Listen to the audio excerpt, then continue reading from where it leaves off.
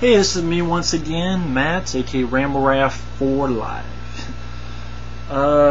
This time we're talking about Alien Resurrection.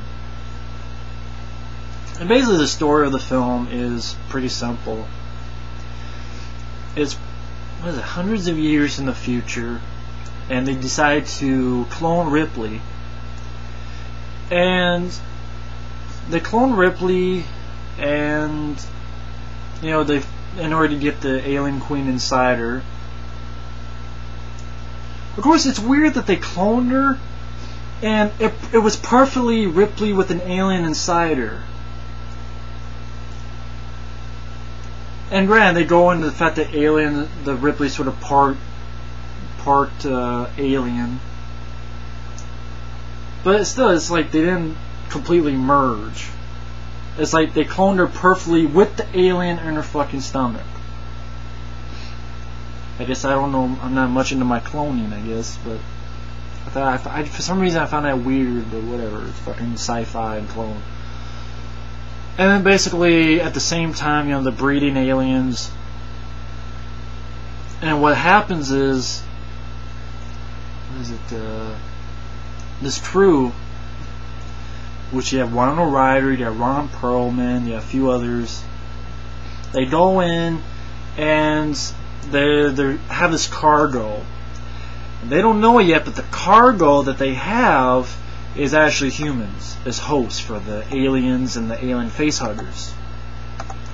And Winona Ryder's character, Call, she sort of knows what's going on. She finds Ripley's wrong killer, but it's like, oh, they took it out of you already. And like I said, this version's Ripley, is more of a part alien. And basically, things go wrong. The aliens escape. The crew that brought the cargo joins with Ripley and other people to get off the station and survive. And the characters you have, of course, Sigourney Weaver, Winona Ryder, which you find out she's an android, Ron Perlman, who, in my opinion, is the only good thing in this movie, but I'll get to that. Dominique Pinon is some dumbass, annoying motherfucker in a wheelchair that wanted to die and didn't. Michael Wincott is in this. He's played the villain a couple times, like in Metro, among others. He's a good actor. Unfortunately, he gets killed very early on. Leland Orser, who you saw in Seven as the very scared guy who had to have sex with a prostitute. He's like one of those guys, part of the cargo, and he's still alive even though he has an alien inside him. Brad Dourif is one of the scientists, but he doesn't do jack shit really in the movie. And of course, basically throughout the film, you have scenes like, of course, Ripley, can't we trust her? Her blood is red, but it's acid, like the aliens. She can sense the aliens. Supreme strength. You have that scene with the basketball where she kissed the shower with the basketball and is able to. Which was for real. Sigourney Weaver did it for real. She threw the basketball, because they have it on special features. You see that she actually did it for real. In one shot, she threw the basketball behind her and boom, landed perfectly. And Ron Perlman has a funny story where he said, "Holy shit!" And he's like, "Oh shit, the camera was on. Did it ruin the take?" But again, Ron Perlman is really the only good fucking guy in this movie. Granted, okay, the film was directed by Jean-Pierre Jeunet, who did some film City of Lost Children. I haven't seen that movie. But the thing about the film, I hate this movie. I think it's worse than Alien 3. Oh, Alien 3 killed Hicks and Newt? Yeah, that sucked. And it was horrible, and I don't like that movie that much either. But at least it felt like an alien movie in a weird way. Like, this one was like trying to be experimental or trying to be just so much weird shit that I'm like, is this really an alien movie? For instance, I couldn't get into Sigourney Weaver. This is the first time I think Sigourney Weaver, I'm like, okay, this Ripley, she's not the same Ripley. This is a fucking rip-off of Ripley. Obviously, because it's a clone, but I don't buy this Ripley. This ain't the Ripley I grew up with. This isn't the Ripley that fucking fought in the nest and killed all the aliens to save Newt. She wasn't the Ripley that killed the fucker in the Nostromo and kicked its ass out of the airlock. It's not. This is some fucking dumbass piece of shit character that's a fake and a phony, and I can't buy her because, oh, is she really for us or an alien? I don't give a fuck. Let her go butt fucking alien. I don't give a shit anymore. This is not Ellen Ripley. It's just some fake out. It's like, anyone who read comic books and you're reading the Spider-Man series, and then that one time they say, oh, it's a clone. Oh, wait a minute, the Peter Parker you knew? He was always a clone.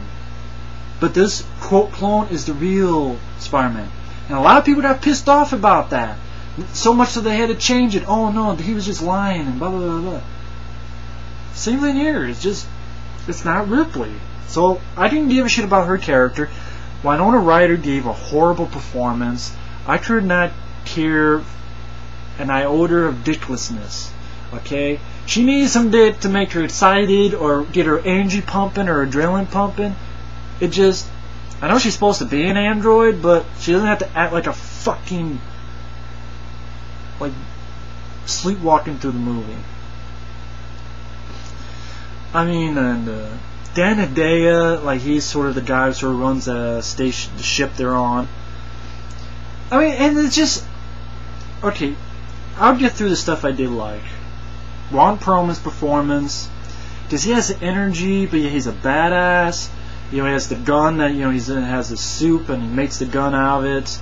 I know there's a line that Effrey uses a lot where, you know, Ripley goes, who do I need to fuck to get off this ship? Get off this boat or something.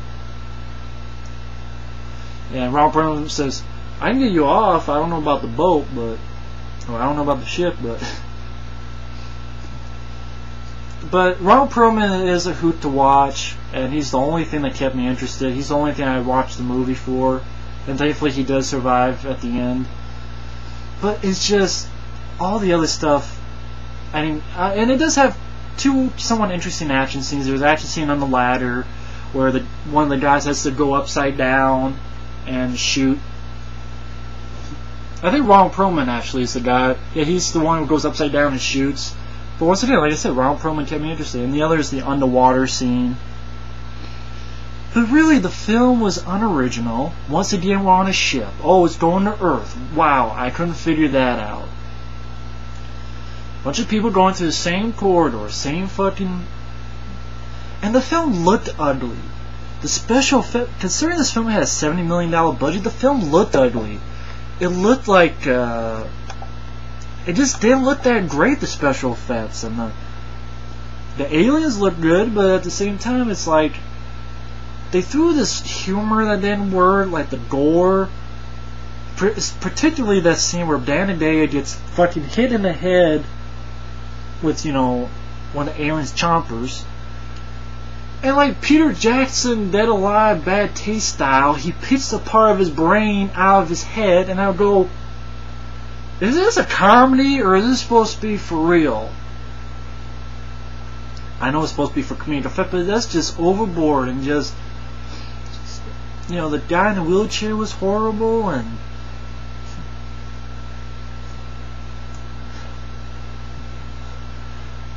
I don't know, it just, as stupid as it sounds, the gore in this film hurt it.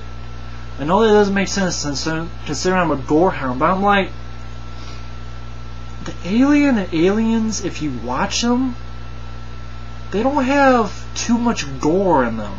It's R-rated, but it's like, you know, they surprise you. You know, they have the chest burster scenes, but they work. I mean, think about it, aliens, when the Marines get killed, they get taken away, or you cut aside and they get blown up, or, you know, Drake, he gets burned, but then, you know, he's disappeared. Apone, he gets taken, you don't see what happens to him. And it works. He was just so over the top.